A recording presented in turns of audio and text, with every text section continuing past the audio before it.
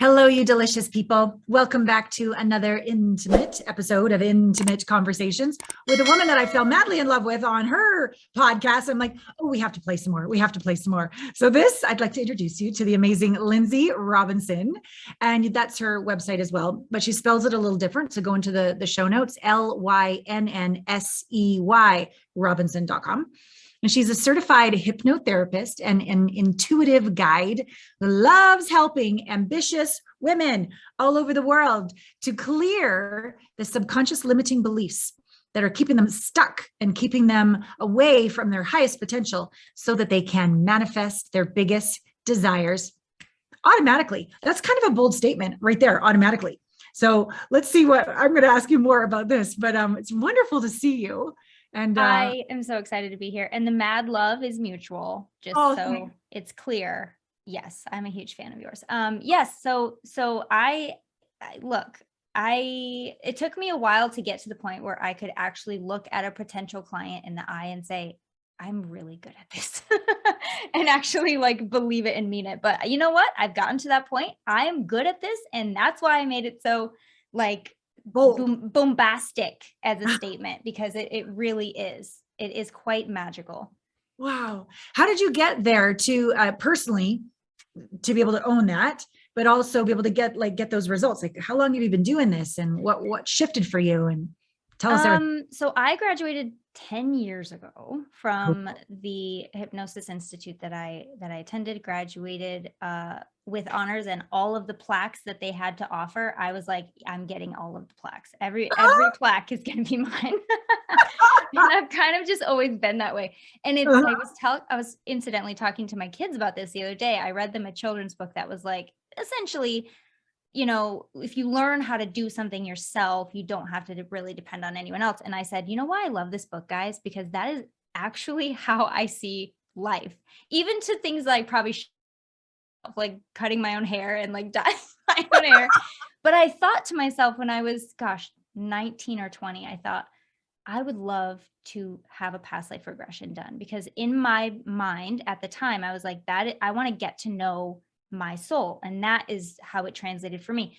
And so it took me a while to get to the point where I was like, why would I just pay somebody else to do it for me when I literally could figure this out and do it myself and help other people do it as well?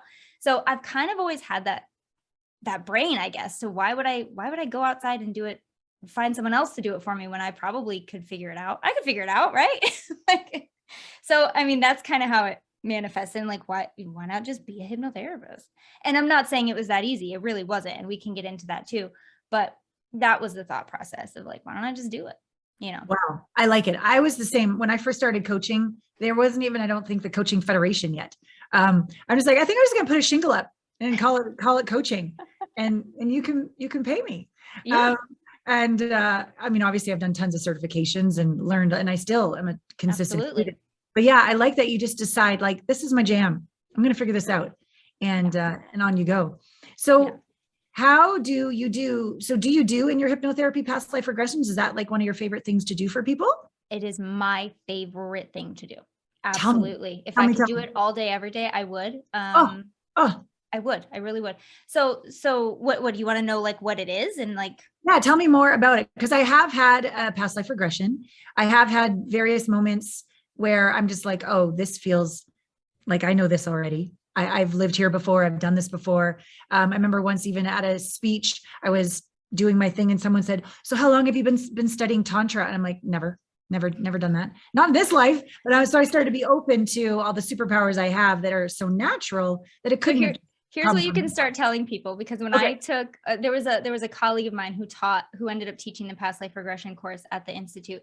And she would always say, hello, my name is Lisa. I've been teaching past life regression for over 500 years.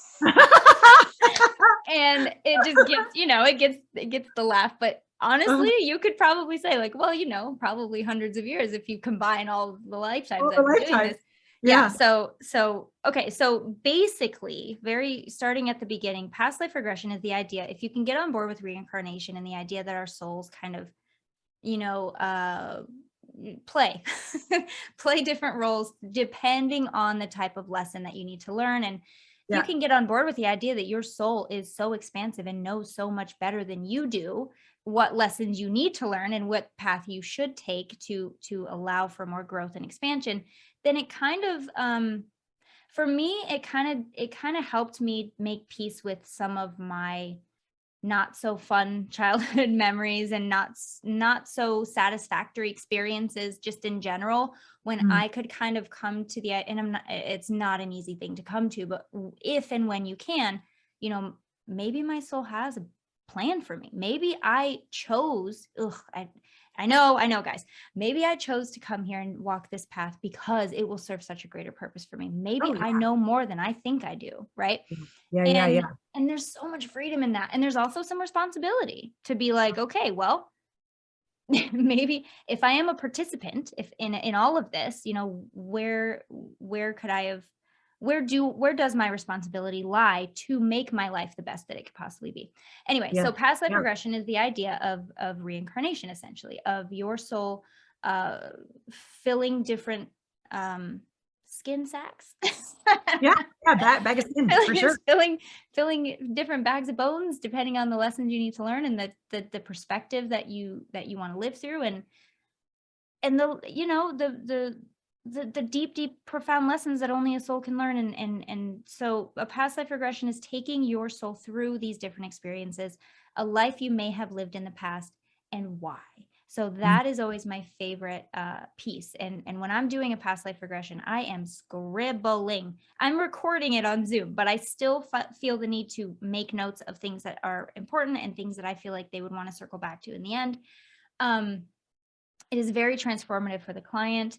And I've never had one where something hasn't come up. I've never, ever in my over a decade of doing this, I've never had a moment where they're like, yeah, I just don't say anything. If that is the case, it is my job to help you get to a space where you can see something, which means you're probably not deep enough. And it is actually my job and responsibility to make sure you're at the depth that is conducive for the type of work that we're going to be doing. And that's true with past lives. That's true with clinical hypnotherapy. That's true with, everything that you're doing in the hypnotherapy setting. It's my job to get you to the space that you need to get to in order for that profound change to happen. So I've never had a client not experience something. I've never had them not, their eyes are saucers by the end because they're like, I did not expect that. I did not. It's just so magical. It's the closest thing to magic we have on this earth. And I could do it all day, every day. I just love how on fire you are about this. I could talk about this all day, every day. No, and I'm going to ask you lots of questions so you can. Okay. So let's say let's just break it down. So somebody is stuck. They don't know what they want to do in their career, stuck about relationships, stuck about why can't I seem to shift this pattern? They have like a stuckness personally or professionally. Super stuck. And they are in this bag of skin, this life bag of skin, and they can't seem to figure it out. What is it about taking them back to when they were the Queen of Sheba or, whatever it is, like this other life where they had it really, really hard or had it really, really easy? Like, how does that tie into this life to create the eye saucers and the breakthroughs? So, okay, contrary to popular beliefs, this is one of the biggest myths with past lives. And one of the biggest, I think, excuses for people to discard it as not genuine. And that is that the idea that, well, there are 45 Marilyn Monroes that have said that they're married. I have never in my career, I've had one client, I would say one client who has actually, after the fact, after they've come out of the past life, would actually say, I think I was, now that I'm thinking about all this, I'm pretty sure I was Carl Jung. That is the only person. Everyone else has been common, normal human people who have common, normal human experiences. It is not a thing. Yeah. Okay. It is not a thing that is so prevalent that it is a viable reason. And there's so many different theories. Let's say there were 45 Marilyns. Who's to say that we all don't have split consciousness and we're all living simultaneous lives? Gosh, we have no idea. We're humans.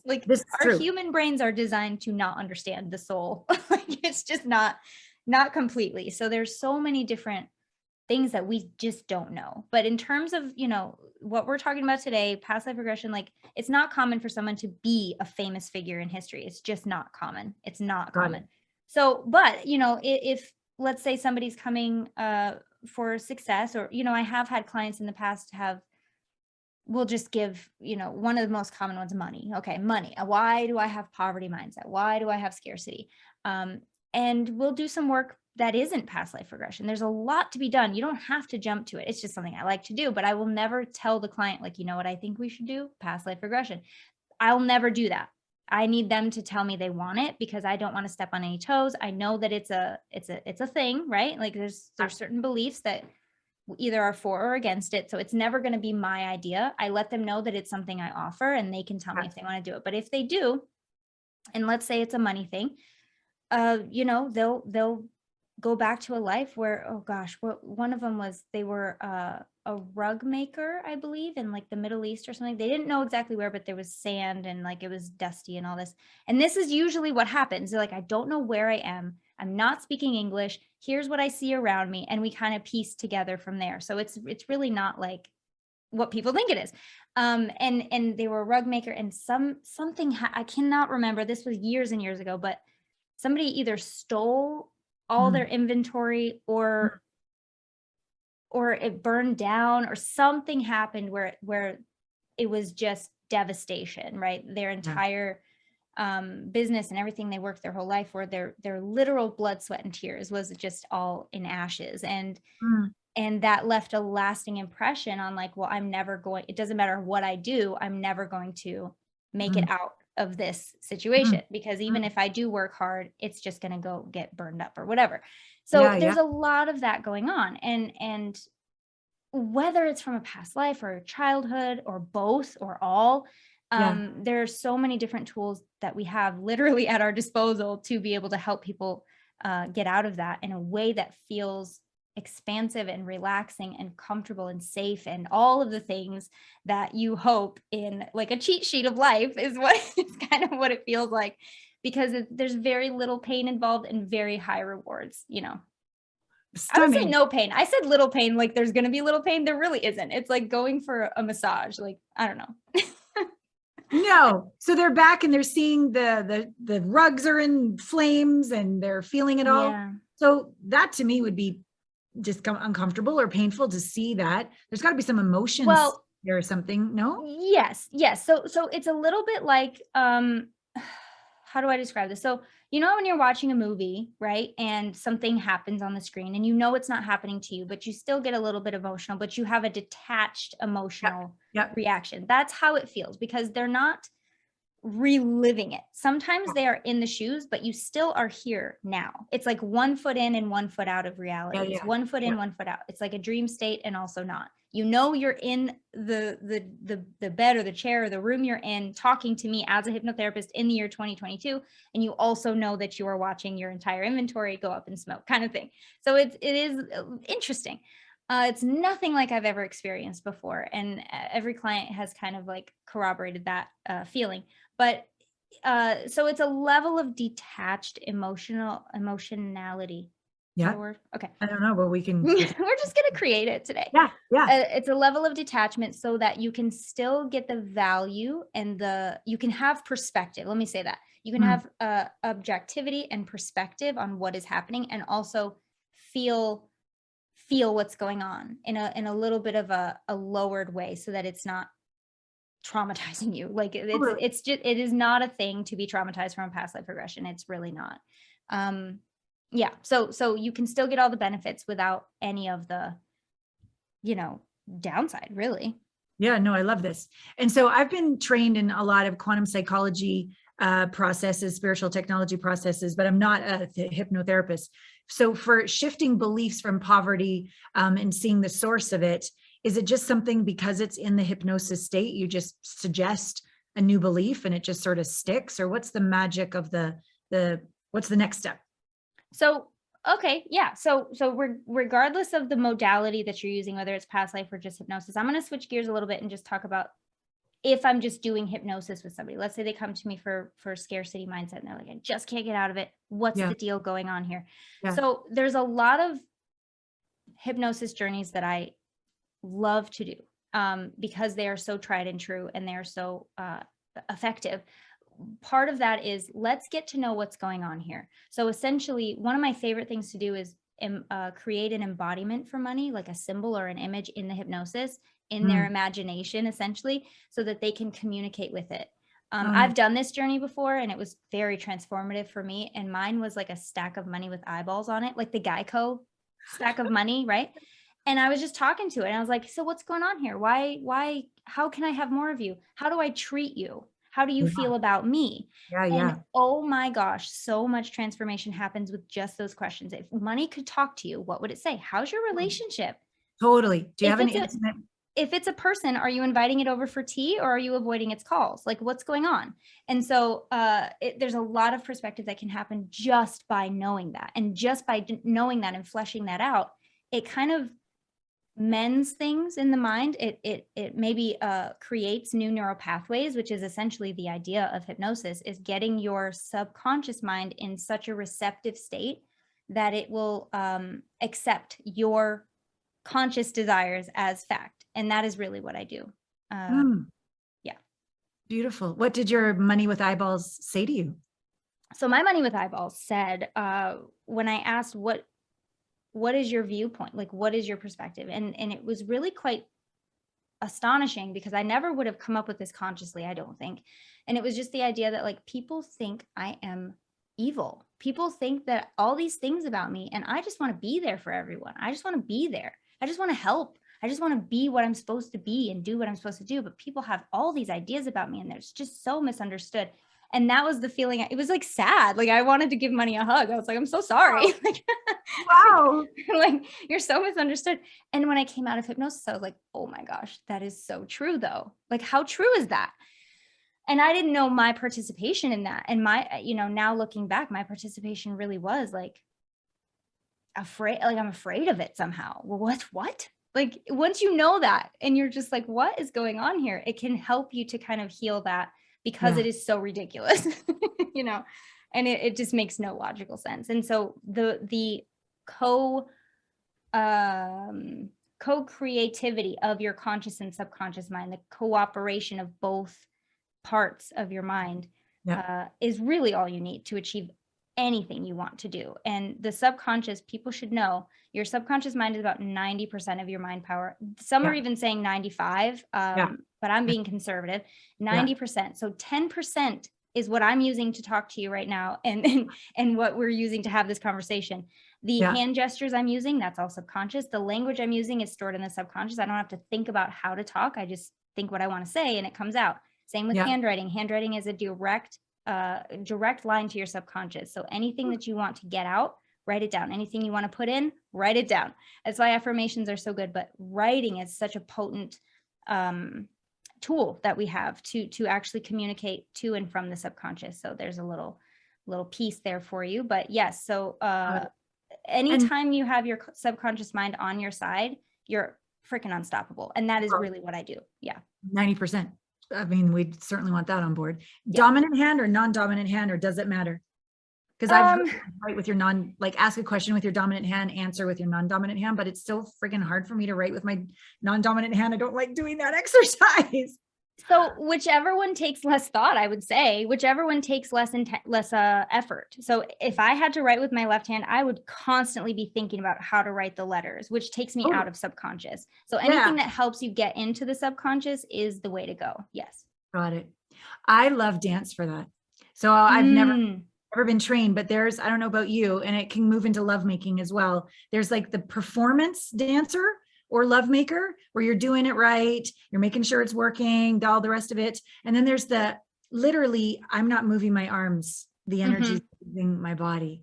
And it's like the surrendered, embodied, yummy thing. Yes. So is that subconscious? Yes. Is subconscious running the show? Well, yeah. And the easy way to know is anything you don't have to think about.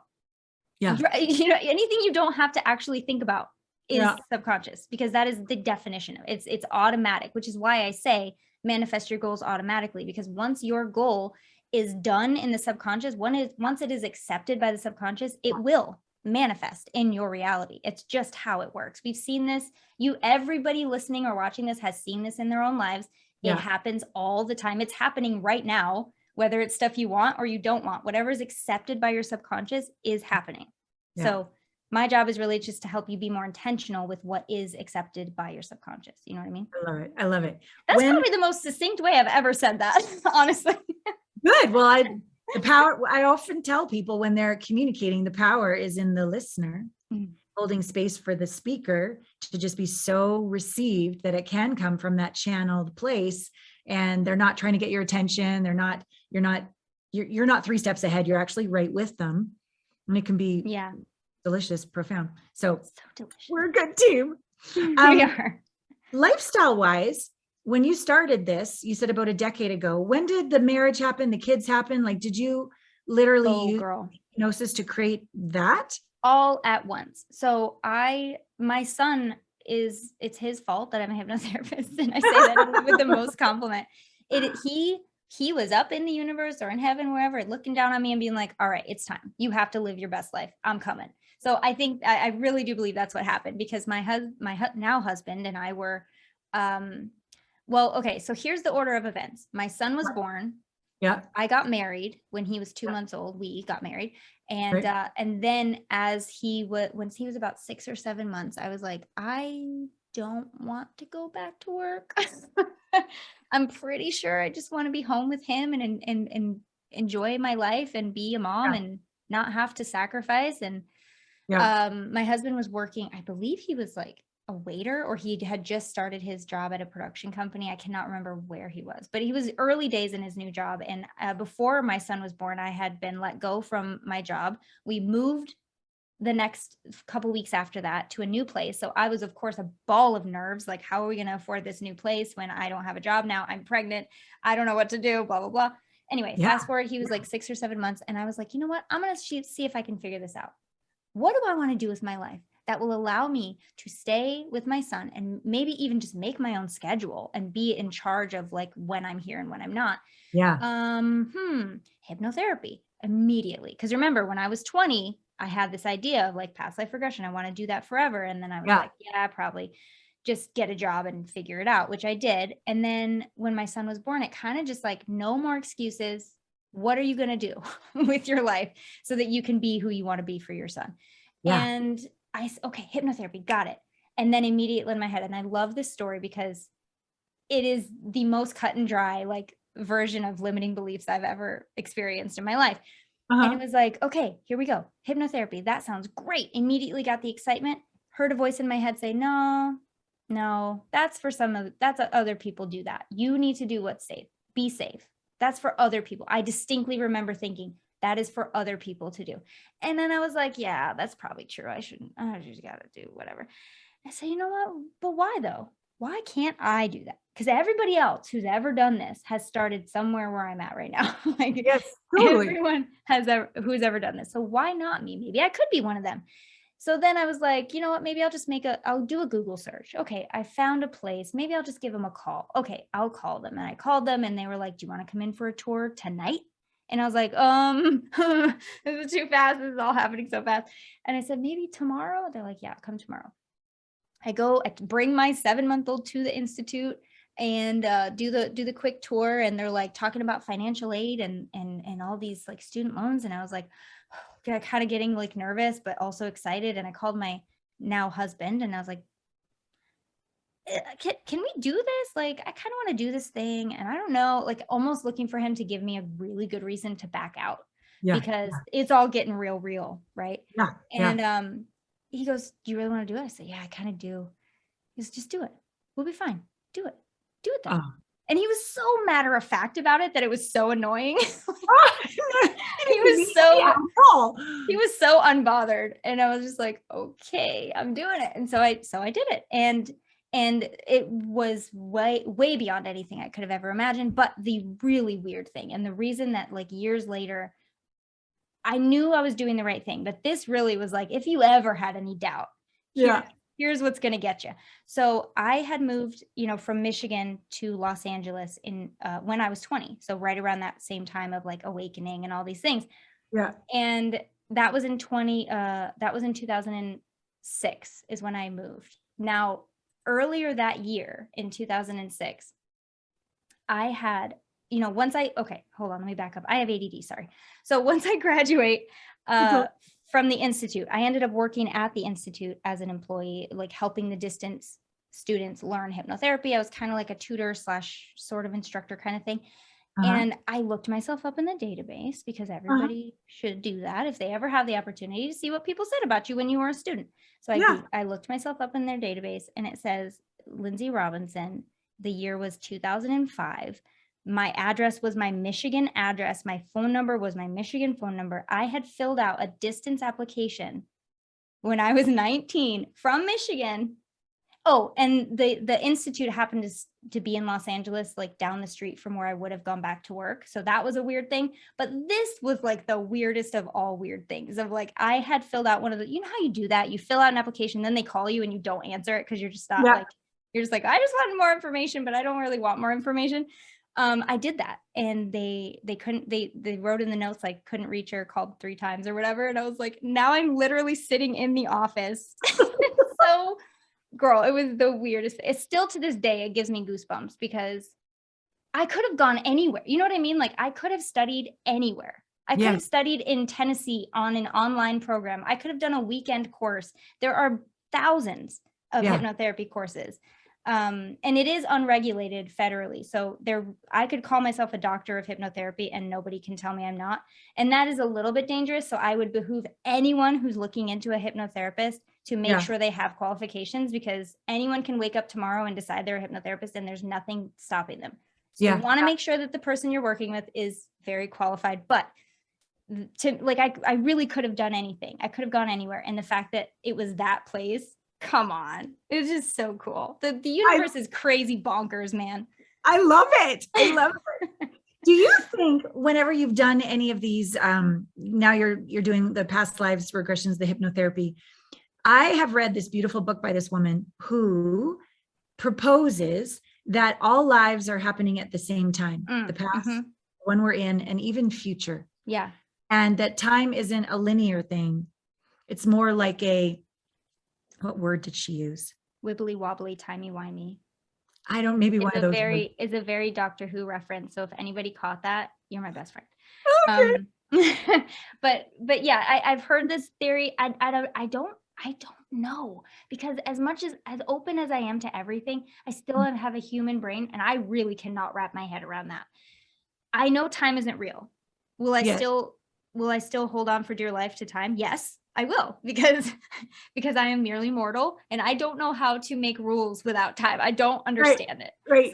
So for this, you know what? Yeah, exactly. So for this lifetime, I'm going to hold on to time. I'm just going to say past, present, future. I'm going to hope time travel is real. And I'm just going to live my little life doing what I can while I'm here. Now, am I open to it? Yes, absolutely. Do I get it? Heck no. Am I going to?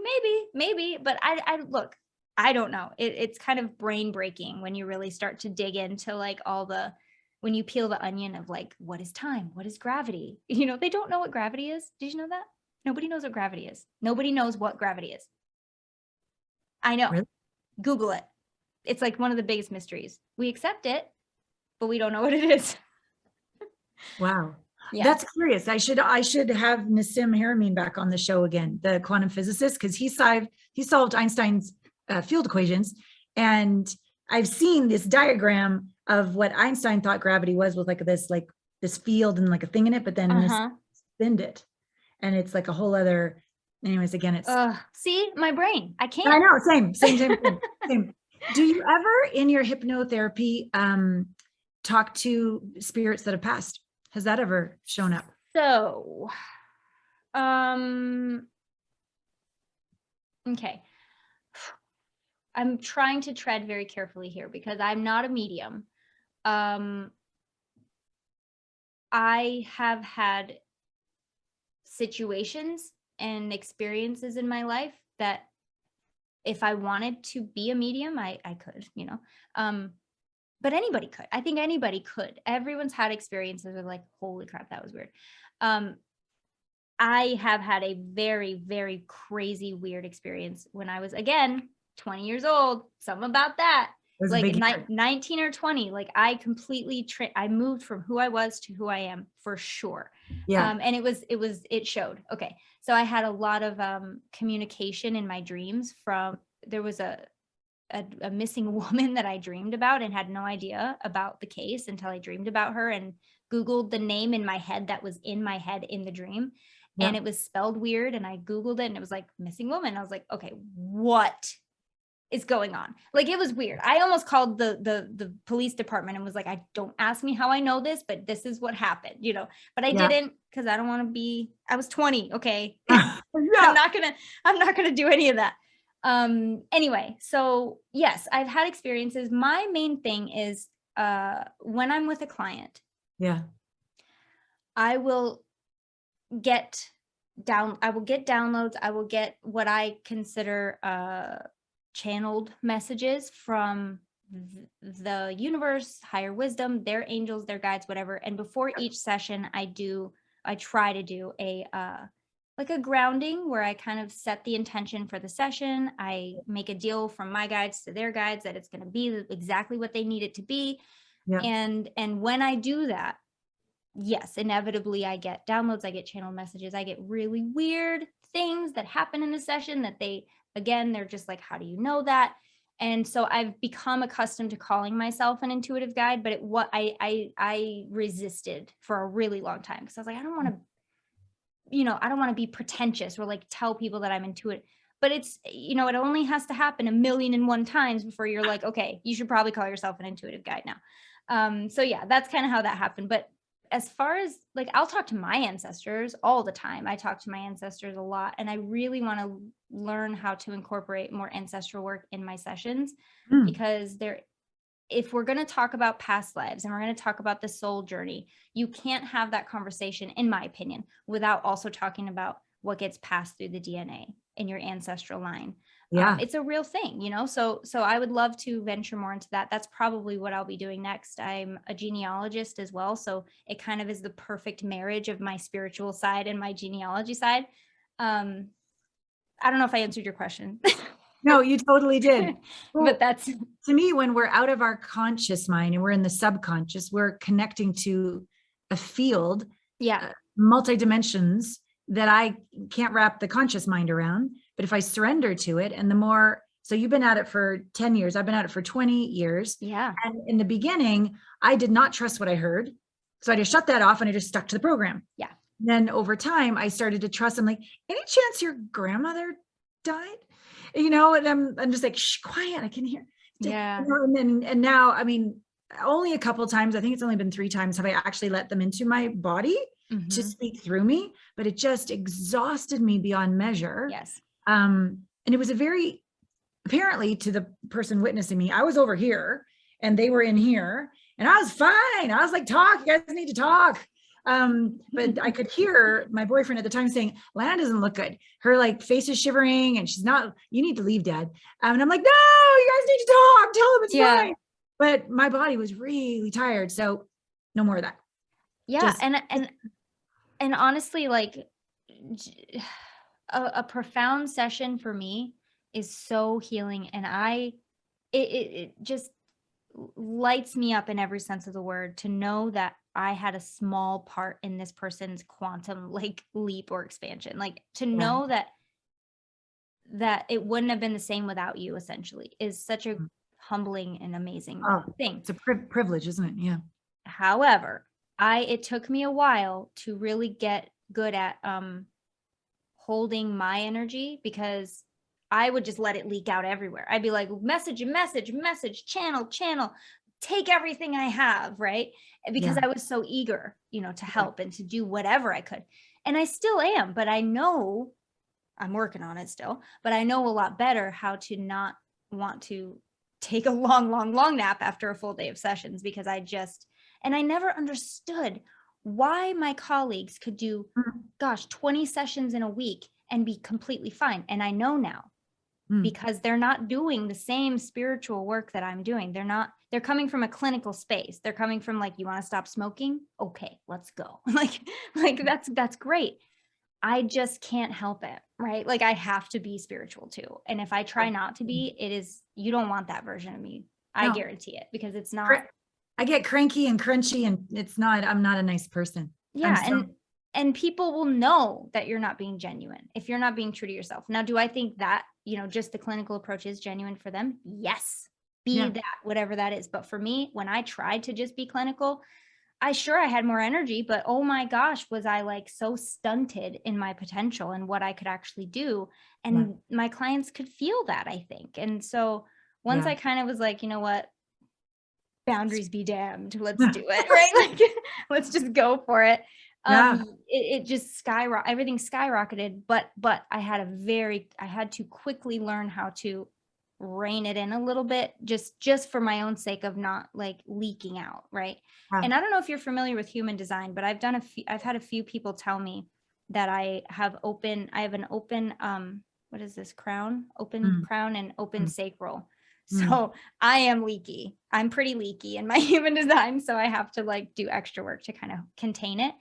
But yeah, so it is a slippery slope. I do find that my most profound sessions are when I can show up fully, and also, figure it out, and don't get too tired, take your time and stay energized. Because I also, after I leave this room, girl, I got 3 boys under 10 and a husband and 2 cats and fish. Wow, there's 4 of them. My God. So yeah, so I need this girl time is really great for me right now. But yes, I can't stop once my clients are over. I mean, I could. My husband's great and he would let me. I just don't want to have to. You know what I mean? No, I do. I remember the day that I decided I would let myself love my clients.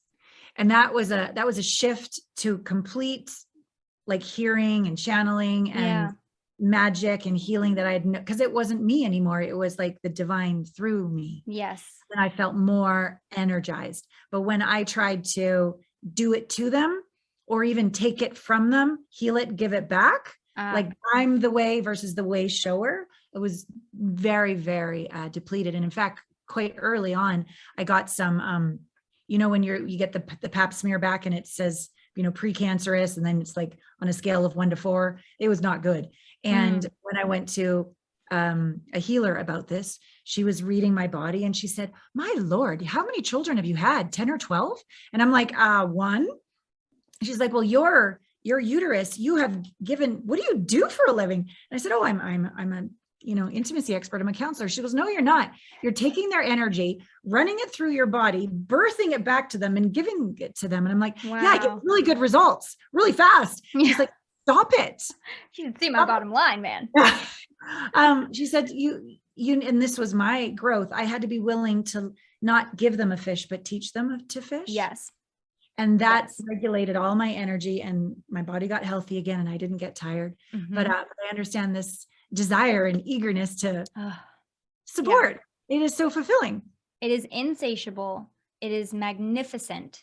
Yeah. It is nothing like it's nothing that you could compare it to. And if you don't have it, I implore you to try to find it, because you don't know what you're missing and you deserve it.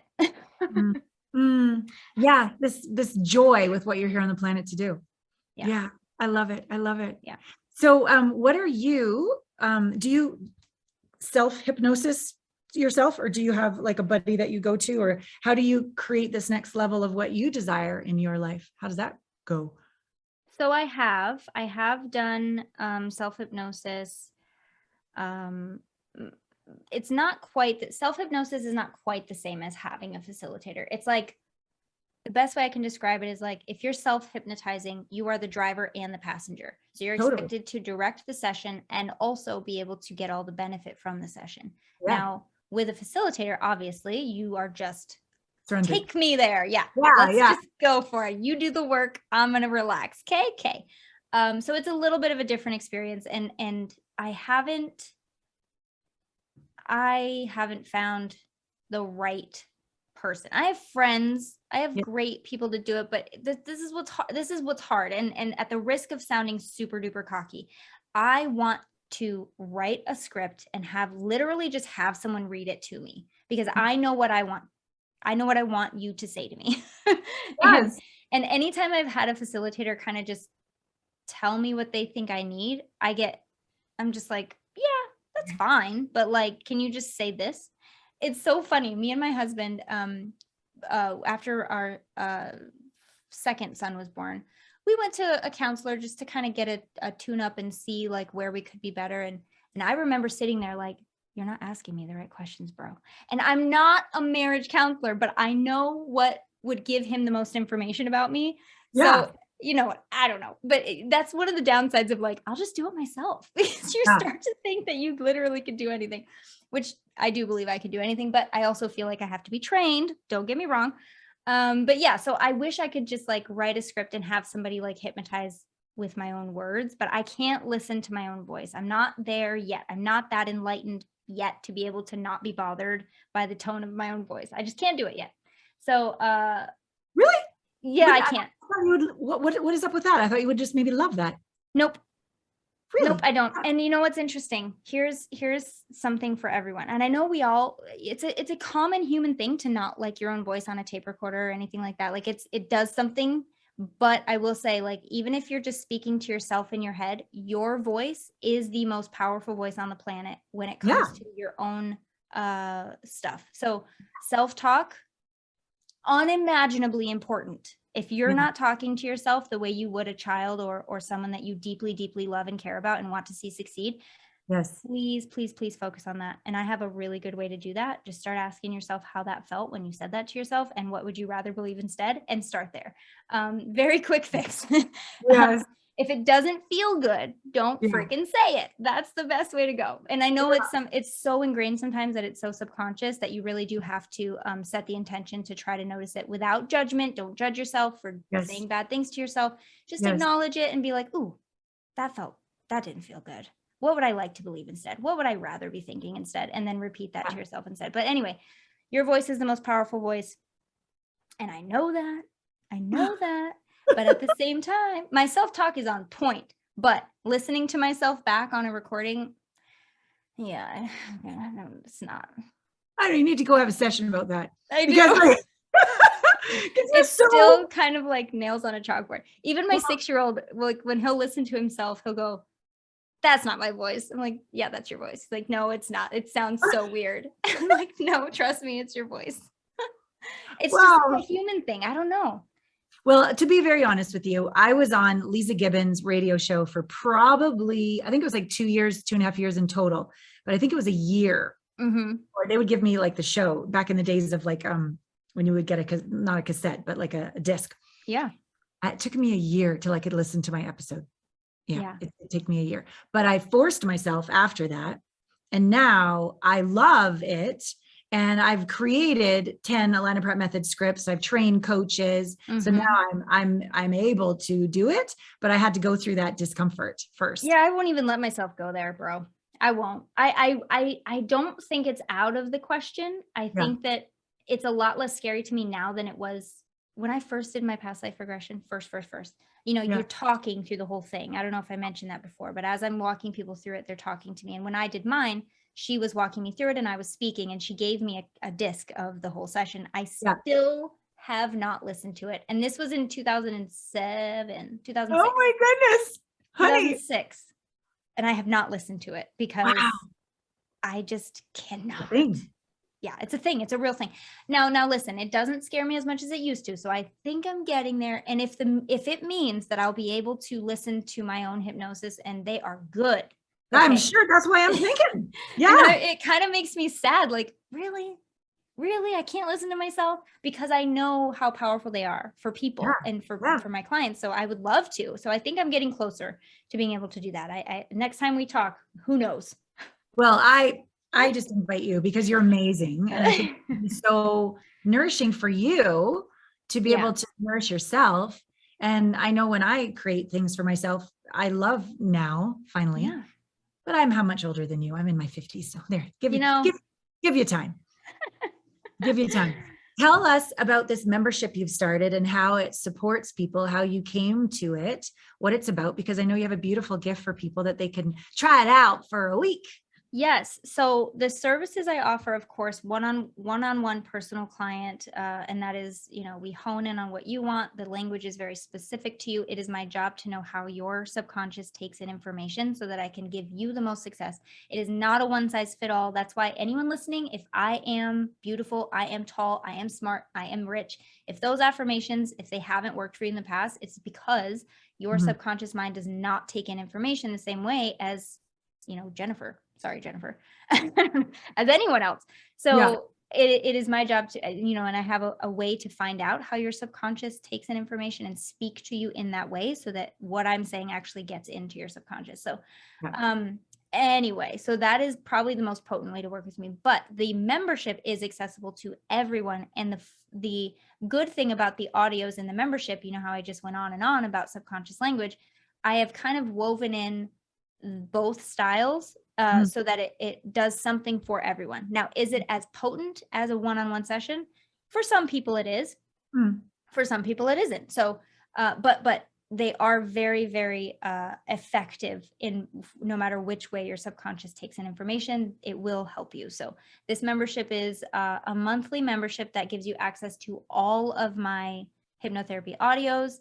I have EFT sessions in there. I have card pulls in there. By the way, I pull cards in every session because it's just that cool. So I do that for my clients as well.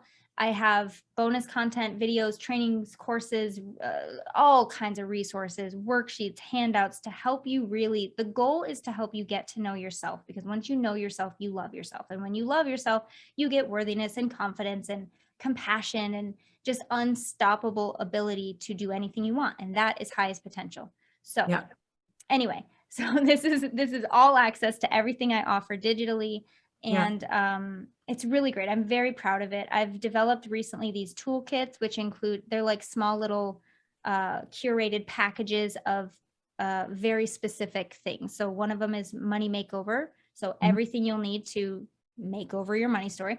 There's Manifesting Maven. There is Inner Healing is in there. And there's Mindset Reset. Mindset Reset is really just like when you're, as we talked about earlier, when you're just stuck, when you can't really put a finger on it, but you know that it's in your mind and you know that it's holding you back.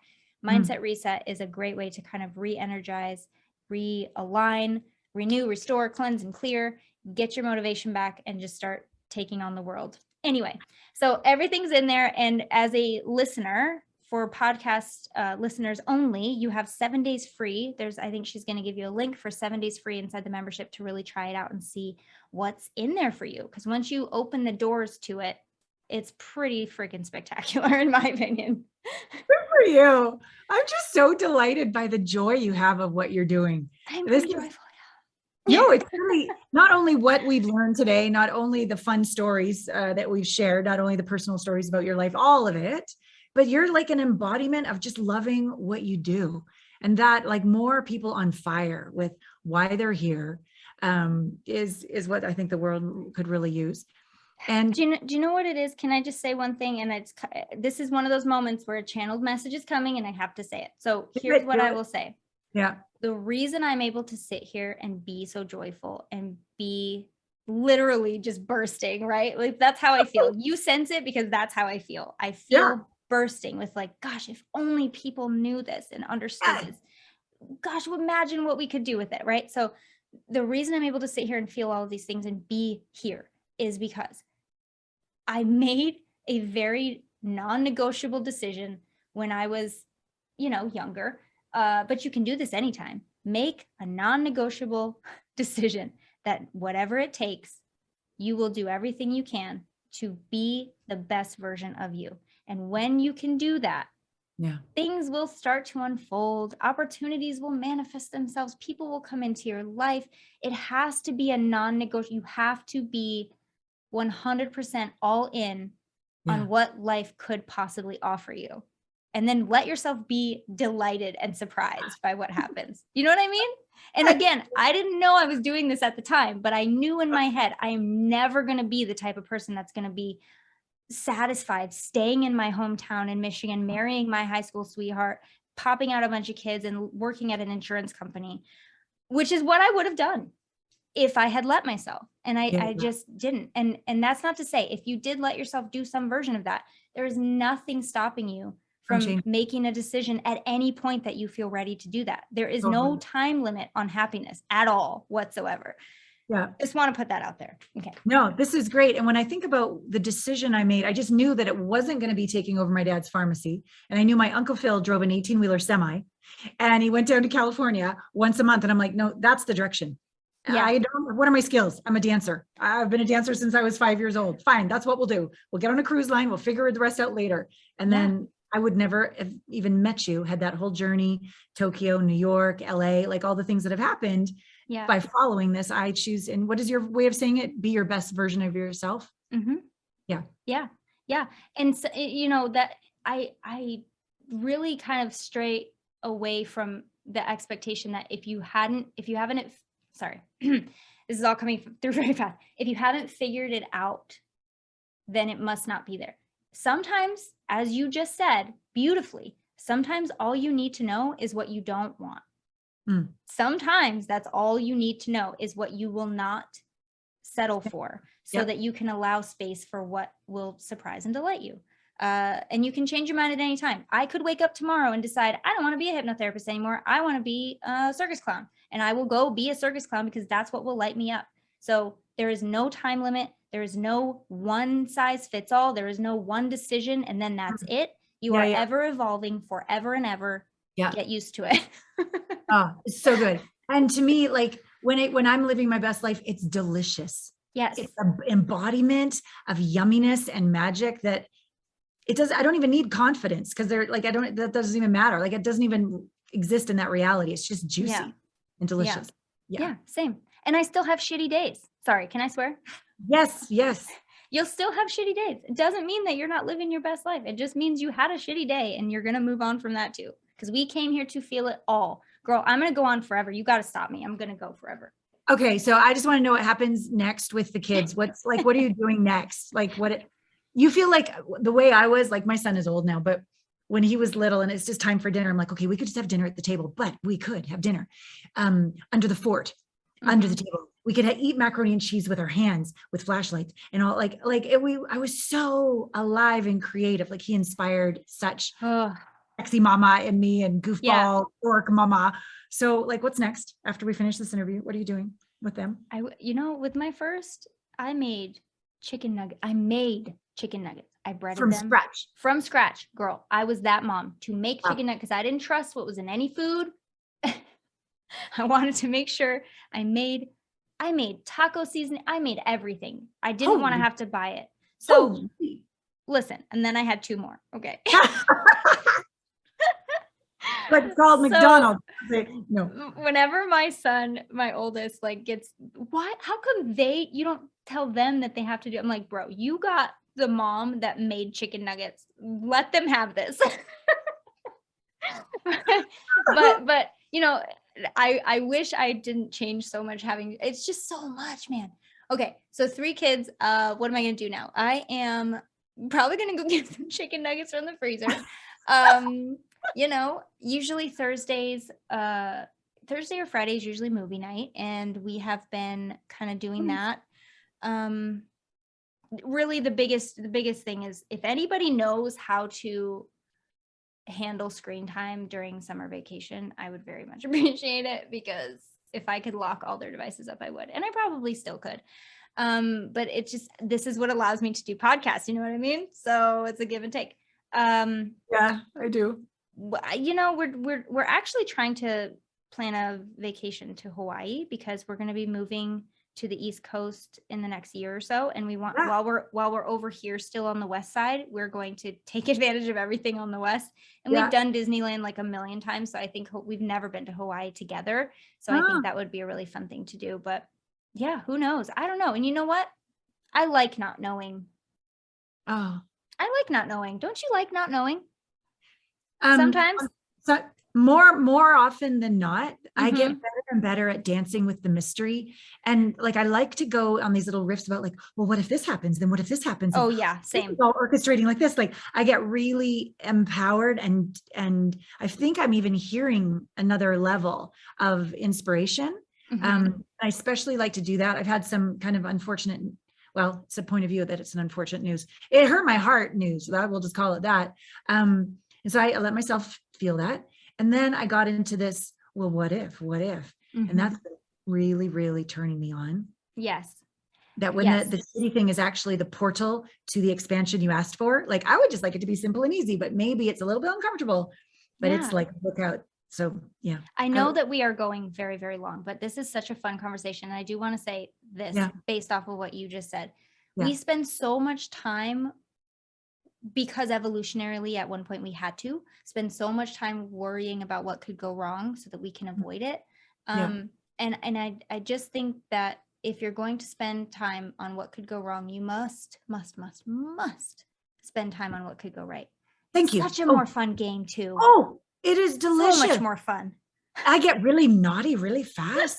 and then it's like, oh, could I have that? Oh yeah. Oh, that's uncomfortable. Can I have that much? Oh, that would be.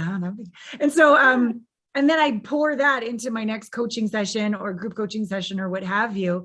And then it's just ripples. And then you got a whole group of people. Well, what if this and what if that? And then things start to be created. Like the universe heard. It's a feedback loop, people. You put that out there and it's going to come back or better. Yes, this or something better is one of my favorite things to say. And also, especially with money, if this helps anybody, one of my favorite things to say about money, especially if I'm making a purchase that's unexpected, deep breath, there will always be more. There will always be more. Yeah. You know why? Because there will always be more. Totally. Mine with money is every dollar I spend comes back to me multiplied. See, and I like that one. It just, for me, is too specific. Like I like it, but it puts too much weight on me. Like it's not the right feeling. And I wish it was. Like that is one that I wish I could do. So for me, I had to like take a step back from that a little bit because it stressed me out. be like, you know what? There will always be more. There will always be more, because that's something I could just strap onto my back and know was true 100% of the time, because there has always been more and there will always be more, because there has always been more. I've never not been taken care of. And no matter what, no matter who, no matter when, no one has ever not been taken care of, because it just looks different sometimes. Right? True. But in my case, I've never not been taken care of. And so once you can be like, you know what, there will always be more. There will always be more. Okay. Got it. There's always going to be more. And it just kind of like gives me that giddy feeling that I know for me is the right feeling to have. But I have definitely heard every dollar I put down comes back threefold, tenfold. And if you can say that and it feels good to you, please say that. I'll get there one day. It's all good. You're gonna listen to. But next time we talk, you're gonna be like, I am listening to my own voice. And there's, that's another thing too. What works for me won't work for you. What works for Alana won't work for you, Alana. Yep. What works for you won't work for other people. And the most important thing that anyone can do for themselves is find what works for you, knowing full well that it may not work for anyone else. Give yourself that permission, because it will open so many more doors for you. I promise I will stop now. Oh, you're adorable. I just love you and this, and we just need to keep doing this and playing together. So alanapratt.com/Lynnsey, and we're going to be spelling that Lynn. It'll be in the show notes, Lynnsey. So you can try out this free week of her incredibly delicious, empowering membership. And her site is her name, Lynnsey Robinson. So Instagram, social media, Instagram, Lynnsey Robinson. Everywhere. And in conclusion, from your beautiful heart to ours, how would you like to complete our conversation? Oh man. Do I risk letting her talk again, people? I don't know. Should I? I know, so much pressure. What would I want? What do I want people to know? No, yeah, just your last words of love, like your little valves on your heart were going, I love you so much, or whatever your heart wants to say to our heart. Just let your heart talk. Aww. What does it want to say? My little heart valves. My little heart valves would love to say, what would you do if you could do anything? Just my last words are always going to be a question, because I think we need to ask ourselves more questions inward. And brilliant. Yeah. Ask more questions. You'll get answers. I promise. I promise. Yeah, you're amazing. All right, go have some chicken nuggets until we talk next. Oh, this has been so adore fun. you. Thank you so much for being with us, everybody. There have been so many incredible insights, nuggets, ways of thinking, shifting. I know you probably took notes the whole time, but what I want you to do is just take 5 minutes now and take an action, do something. Definitely download her membership for free for the week. But allow something that happened in this conversation to change the trajectory of your life forever, because it can and it will. And so allow it. We love you, and we'll see you next time on Intimate Conversations.